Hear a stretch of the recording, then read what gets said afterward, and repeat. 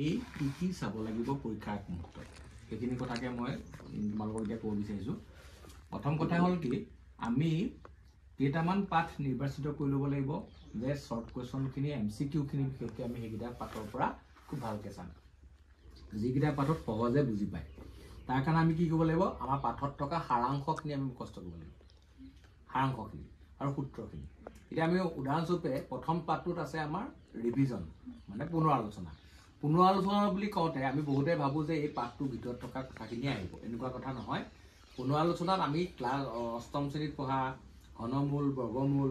আগৰ শ্ৰেণীত পঢ়া অনুপাত, সমানুপাত, প্ৰত্যক্ষ অনুপাত, পৰোক্ষ অনুপাত আৰু বিশেষকৈ উৎপাদক বিশ্লেষণ। উৎপাদক বিশ্লেষণটো আমাৰ নৱম শ্ৰেণীতো আছিলে, অষ্টম শ্ৰেণীতো আছিলে। নৱম শ্ৰেণী অষ্টম শ্ৰেণীত যিবিলাক আমি মধ্যপদ বিভাজন আছিলে তেনেকুৱা ধৰণৰ উৎপাদক বিশ্লেষণবিলাক আছিলে আৰু তাত কেইটামান সূত্ৰ আছে। সেই সূত্ৰকেইটাৰ পৰা যোৱা বছৰ পৰীক্ষাটো অংক আহিছে যিধৰণে a² + b² = a + b² - 2ac। সেই ধৰণৰ সূত্ৰবিলাকৰ অংক সাধাৰণতে ল'ৰা ছোৱালীয়ে নাচায়, আগৰ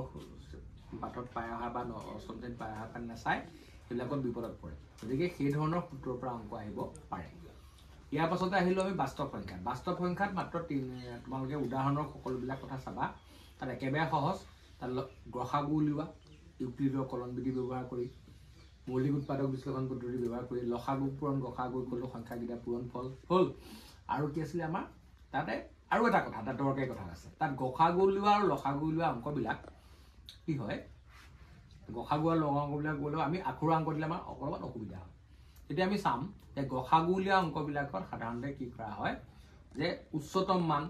বা সৰ্বোত্তম দৈৰ্ঘ্য এনেকুৱা ধৰণৰ কথাবিলাক তাত ব্যৱহাৰ হয়। আৰু লসাগু উলিওৱা ন্যূনতম মান বা আমি এনেকুৱা উদাহৰণস্বৰূপে এটা অংক কৈছোঁ যে তোমাৰ এটা লাইট 60 ছেকেণ্ড, 80 ছেকেণ্ড, 100 ছেকেণ্ডৰ মূৰে মূৰে লাইটটো জ্বলে, আকৌ কিমান সময়ৰ মূৰত একেলগে লাইটটো জ্বলিব, তেনেকুৱাবিলাক প্ৰশ্নৰ ক্ষেত্ৰত লসাগু উলিয়াব লাগিব। সেইটো এটা উদাহৰণ মই দিলোঁ। আৰু লসাগু গসাগুৰ কিন্তু আখৰা অংকবিলাক খুব দৰকাৰী আৰু সেইবোৰ আহিও আছে আৰু এইবোৰ যিকোনো প্ৰশ্ন সুধিব পাৰে তাৰ ওপৰত। আৰু তোমালোকে যিহেতু লসাগু আগতেও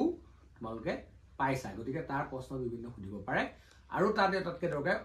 অপৰিমেয় সংখ্যাৰ প্ৰমাণ। কি কেনেকুৱা ধৰণৰ অপৰিমেয় সংখ্যাৰ প্ৰমাণ, 5 - √3 অপৰিমেয়, 2 + √3 অপৰিমেয়, যিকোনো দিব পাৰে তাতো। সেই অপৰিমেয় সংখ্যাৰ প্ৰমাণবিলাক সাধাৰণতে আহে আৰু আগতেও আহিছে। আৰু তাৰ পাছতে আমি চাব পাৰোঁ তাতে আমি প্ৰতিটো যুগ্ম সংখ্যাই ⅔ বা ⅔ + 4³ + 4³ এই তেনেকুৱা ধৰণৰবিলাকত ইউক্লিডৰ কলন বিধি ব্যৱহাৰ হয়। তোমালোকে এটা কথাই চাবা যে যিটো সংখ্যা তাত দিয়া থাকে তাৰ পৰা মানটো আমি যিটো ইউক্লিডৰ কলন বিধি a = b³ + b মানটো সেইটো ধৰি তেনেধৰণে অংকটো কৰি যাওঁ, এনেও ওলাব। খালি যুগ্ম কনচেপ্টটো লাগিব, কেতিয়াবা বৰ্গ কয়, কেতিয়াবা ঘন কয়। এইকেইটাই হৈছে বাস্তৱ সংখ্যাৰ মেইন পইণ্ট। নেক্সট আহিলোঁ বহুপদ। বহুপদৰ মেইন পইণ্ট হৈছে শূন্য কি বস্তু। শূন্য কি হয় যে আমি এক অক্ষত যেটা বিন্দু কাটে তাকে শূন্য বুলি পাইছোঁ নহয়। তাৰপিছতে আৰু তাতকৈ ডাঙৰ কথা হ'ল কি আৰু এটা কেইটামান কথা তাত দৰকাৰী আছে, শূন্যৰ যোগফল পূৰণফলৰ সূত্ৰকেইটা, দ্বিঘাত বহুপদ, ত্ৰিঘাত বহুপদ। আৰু তাতে শূন্য দিয়া থাকিলে বহুপদ উলিওৱা সূত্ৰটো আছিলে x² - α + βx + α β, হয়নে? আৰু তাত আছে বিভাজনৰ কলন বিধি। বিভাজনৰ কলন বিধিও তোমালোকে মনত ৰাখিব একেবাৰে সহজ। ভাজ্য = ভাজক পূৰণ কি ভাগফল যোগ ভাগফল। তাকে আমি কি বুলি কৈছোঁ, px = gx × qx + rx। আৰু সেইটো ব্যৱহাৰ কৰি তোমালোকে কি কৰিব লাগে, হৰণৰ অংকবিলাক কৰিব লাগে। তাৰপৰা সত্যাপন কৰা বুলি দিব পাৰে, হৰণ কৰিব পাৰিব লাগিব। সেইটো হৈছে কি বহুপদ।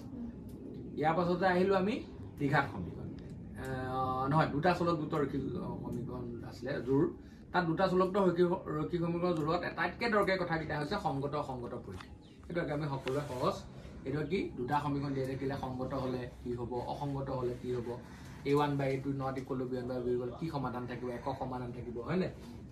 অদ্বিতীয় সমাধান বা একক সমাধান, অসীম সমাধান থাকিলে কোনটো চৰ্ত হয়, এইটো একদম সাধাৰণ আৰু তেনেকুৱা প্ৰশ্ন আহিব। বুজি পালা? তাত আখৰা অংকবিলাক আছে আৰু সমাধান কৰা আছে, তাত অন্য বস্তু একোৱেই নাই। আৰু এটা কেইটামান প্ৰশ্ন আহে, অসীম সংখ্যক সমাধান থাকিলে কেই মান উলিওৱা, অদ্বিতীয় সমাধান থাকিলে কেই মান কি হ'ব। আৰু সদায় মনত ৰাখিবা অদ্বিতীয় সমাধান থাকিলে কেই মানটো ≠ হ'বই। আৰু তেনেকুৱাবিলাক সৰু কথাবিলাক মনত ৰাখিলে সেই চেপ্টাৰটোৰ শ্বৰ্ট কুৱেশ্যনবিলাক ভালকৈ কৰিব পাৰিবা। আমি আহিছোঁ আন এটা গুৰুত্বপূৰ্ণ পাঠ হৈছে স্থানাংক জ্যামিতি। স্থানাংক জ্যামিতি তোমালোকে একদম সৰু কথা কেইটামান মই কৈ থওঁ। সেইকেইটা কথা হ'ল তোমালোকে জানিবৰ কাৰণে স্থানাংক জ্যামিতিত তোমালোকে দূৰত্ব সূত্ৰ লাগিব হয়নে মূল বিন্দুৰ পৰা দূৰত্ব কোৱাচোন এতিয়া যদি আমি কওঁ 0,0 টো মূল বিন্দুৰ পৰা 4,3 বিন্দুৰ দূৰত্ব কিমান কি কওঁ বৰ্গমূল কি 4 স্কয়াৰ প্লাস 3 স্কয়াৰ আমি সূত্ৰটো কি আছিল x square plus y square x y যদি বিন্দুটো হয় না কেতিয়াবা এনেকুৱা আহি যায় প্ৰশ্নবিলাক 3,0 আৰু 5,0 বিন্দুৰ দূৰত্ব কিমান তেতিয়া তোমালোকে দূৰত্ব সূত্ৰ ডাইৰেক্ট পৰিণত কৰিলে হয় জানিবা যদি x স্থানাংকটো শূন্য থাকে দুইটাতে এতিয়া y স্থানাংকটা বিয়োগ কৰিলে হ'ব তাৰমানে ধৰি লোৱা 3,0 5,0 তাত y স্থানাংকটা শূন্য 5 বা 3 বিয়োগ কৰিলে 2 দূৰত্ব কেতিয়াও ঋণাত্মক নহয় দূৰত্ব সদায় ধনাত্মক বুজি পালা ঠিক সেইদৰে যদি কম 0,3 আৰু 0,2 মাজৰ দূৰত্ব কিমান কি হ'ব কোৱাচোন কোনটো বা কোনটো বিয়োগ কৰিব 3 পৰা 2 3 বিয়োগ 2 কি 1 এইটো তেনেকুৱা ধৰণে সূত্ৰ প্ৰয়োগ কৰিবলৈ যাবই নালাগে খালি চাবা যে এটা স্থানাংক মিলি আছে নাই শূন্য মানে এক মিলি থাকিলেও হ'ব কথাটো একেটাই আৰু ঠিক সেইদৰে তোমাৰ ধৰি লোৱা আমি এটা বেলেগ কথা এটা কম দূৰত্ব সূত্ৰ আমি যদি বেলেগ বেলেগ বিন্দু দুটা হয় তেতিয়া কি সূত্ৰটো কি কোৱা x1 y1 আৰু x2 y2 বিন্দু বিশিষ্ট দুটা বিন্দুৰ দূৰত্ব কিমান √ x2 - x1 whole square plus y2 - y1 কি হোল স্কয়াৰ নেক্সট আহিলো দুটা বিন্দুৱে এটা নিৰ্দিষ্ট অনুপাতত ভাগ কৰা সূত্ৰ এটো m1 * m2 হয়নে এটা x = কি হয় m1 x2 + m2 x1 divided by m1 + m2 y = m1 y2 + m2 y1 divided by m1 + m2 তারপর মধ্যবিন্দু স্থানাঙ্ক সূত্র মধ্যবিন্দু স্থানাঙ্কটো সূত্ৰটো কি হয় x1 y1 আৰু x2 y2 বিন্দু দুটাৰ মাজৰ মধ্যবিন্দু স্থানাঙ্ক সূত্ৰ হ'ব x1 + x2 ডিভাইডেড বাই 2 y1 + y2 ডিভাইডেড বাই 2 তাৰপিছত আহিছে তিনটা বিন্দু ত্ৰিভুজৰ কালি নিৰ্ণয় কৰা সূত্ৰটো কি half into x1 into y2 - y3 plus কি x2 y3 - y1 plus x3 y1 - y2 আৰু আমি জানো যে ত্ৰিভুজৰ কালি যদি শূন্য হয় বিন্দু তিনটা একৰক্ষী হয় তাৰপৰা প্ৰশ্ন আহে তোমালোকৰ যে তলতীয়া বিন্দুতে একৰক্ষী হয় না পৰীক্ষা কৰা আৰু যদি বিন্দু তিনটা একৰক্ষী হয় কি মান উলিওৱা আহেনে আৰু আটাতকৈ দৰকাৰী কথা ইয়াত কৰা আৰু কেইটামান ব্লক বেছৰ কাৰণে দৰকাৰী মই কৈলো তোমালোকৰ এনেকুৱা আহে যে এই তিনটা বিন্দু বিশিষ্ট কি গঠন কৰিব ত্ৰিভুজটো কেনেকুৱা হ'ব সমদ্বিবাহু হ'বনে সমবাহু হ'বনে সমকোণী হ'বনে হয়নে কেতিয়াবা বহুতে কি ভুল কৰে গম পোৱা নে ধৰা তিনটা বিন্দু দিয়া আছে ন বাহুকেইটা বেলেগ বেলেগ ওলাই গ'ল তেতিয়া বিষমবাহু বুলি লিখি দিয়ে নহয় আমি চাব লাগিব বিষমবাহু হ'বও পাৰে কিন্তু আমি চাব লাগিব তাৰে এটা বাহুৰ যিকোনো এটা বৰ্গ কৰি বাকিকেইটা বৰ্গৰ যোগফল সমান হয় নেকি তেতিয়া আমি কম হেতু সমকোণী উদাহৰণ তোমালোকৰ তেনেকুৱা কৰা আছে তাৰ বৰ্গৰ শীৰ্ষবিন্দু হয় না পৰীক্ষা কৰিব দিয়ে বৰ্গ হ'লে চাৰিটা বাহু সমান আৰু অকল চাৰিটা বাহু সমান হ'লে নহ'ব বৰ্গ যদি চাৰিটা বাহু সমান হয় লম্বাছো হ'ব পাৰে গতিকে তাত কি কৰিব লাগিব আমি কৰ্ণকেইডাল সমান দেখাব ঠিক সেইদৰে সামন্তৰিকৰ বিপৰীত বাহু সমান আয়তৰ বিপৰীত বাহু সমান কিন্তু আয়তৰ ক্ষেত্ৰত কৰ্ণকেইডাল সমান দেখাব লাগিব সামন্তৰিকৰ ক্ষেত্ৰত কৰ্ণ সমান নহয় এইকেইটা কথা আটাইতকৈ দৰকাৰী এই পাঠটোত আৰু আটাইতকৈ ইয়াত আহে এটা নিৰ্দিষ্ট বিন্দুৰ পৰা সমদূৰত্বত থকা যেনিবা x y বিন্দুৰ পৰা 2, -1 3, -2 সমদূৰত্বত থকা বিন্দুৰ আছে যদি x y সম্পৰ্কটো উলিওৱা এক যদি x অক্ষত থকা বিন্দু আছে তেতিয়াহ'লে সেই বিন্দুটো উলিওৱা তেতিয়া x অক্ষত থকা বুলি ক'লে উলিয়াব পাৰি কাৰণ x, 0 হৈ যায় y অক্ষত থকা বুলি ক'লে 0, y হৈ যায় মানে অনুপাতৰ ক্ষেত্ৰত একেটাই যদি y অক্ষক কটা বিন্দু বুলি কয় তেতিয়াহ'লে 0, y হ'ব x অক্ষক কটা বুলি ক'লে x, 0 হ'ব যেটো 0 হ'ব সেইটো সমান আমি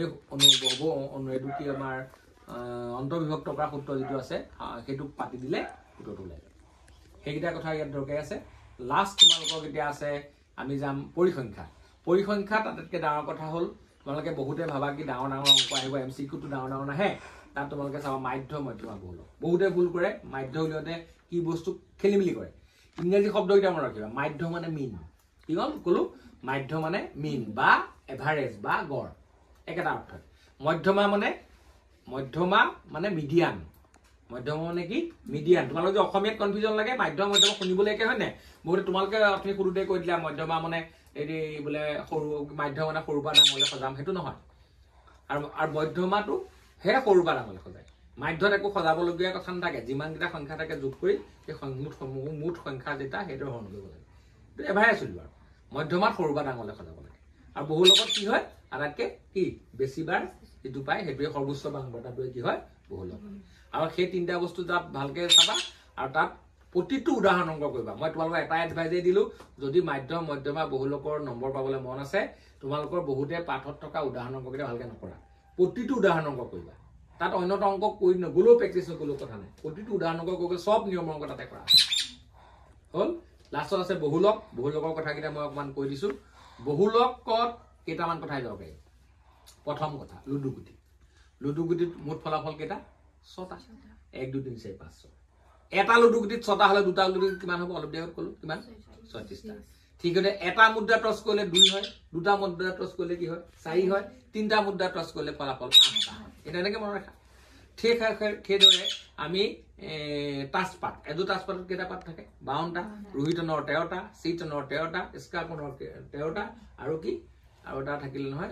স্কাপন চিটন ৰোহিতন আৰু হৰটনৰ 13টা হৰটন আৰু ৰোহিতন ৰঙা স্কাপন আৰু চিটন ক'লা তাৰে ৰজা 4টা ৰাণী 4জনী গোলাম 4টা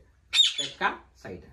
মুক্কাত ৰজা ৰাণী গোলামকেইটাক কয় টোটেল কেইটা 12টা আৰু সেইকেইটাৰ ওপৰতে প্ৰশ্ন আহে আৰু তাতে অসম্ভৱ ঘটনা সম্ভাৱিতা কি 0 প্ৰাথমিক ঘটনা সকলো প্ৰাথমিক ঘটনাৰ সম্ভাৱিতা সমষ্টি 1 নিশ্চিত ঘটনাৰ সম্ভাৱিতা 1 সম্ভাৱিতা সদায় 0 পৰা 1 ভিতৰত থাকে 0 less than equal to p less than equal to কি 1 মানে এই গোটেইখিনি বস্তু ভালকে চাবা আৰু এটাই লাষ্ট এণ্ড ফাইনেল কথা ক'লো দীঘল প্ৰশ্ন যদি কৰিবলৈ ভালকে মন আছে আগৰ পৰীক্ষাত অহা প্ৰশ্নখিনি তোমালোকে ভালকে চাবা পৰীক্ষাত অহা প্ৰশ্ন ইগনোৰ নকৰিবা যিবোৰ 18 চন 19 চন 20 চন এইবিলাক পৰীক্ষাত আহিছে তাৰ পৰা কমেও 20% বা 15% থাকিব প্লাস